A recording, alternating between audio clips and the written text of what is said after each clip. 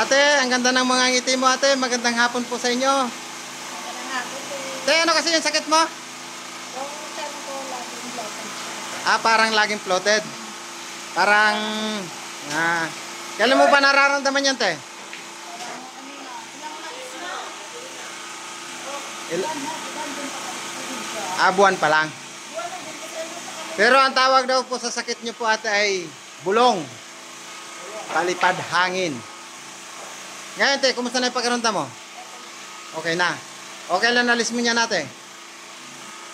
Kailan ang alis mo yan? Hindi pa alam, pero ano na lang, naghihintay na lang ako ng time. Tama yan, ate. Mas maganda yung nalinis na yung sa sakit mo sa spiritual bago ka bumalik sa ibang bansa.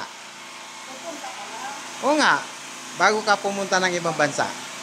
Pero okay na yung pakiramdam, ate. Okay na. Okay, ate. Huwag makalimot, ate, sa Panginoong Jesucristo. Bigyan mo ng oras ang pagpunta sa kanyang tahanan. Magaling ka na talaga, ate. Yan. Pagpatuloy mo lang.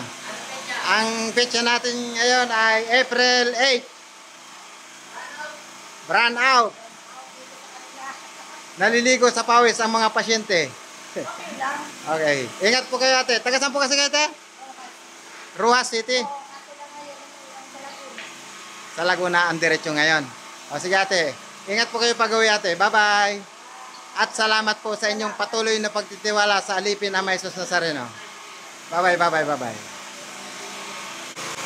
Thank you po, Lord.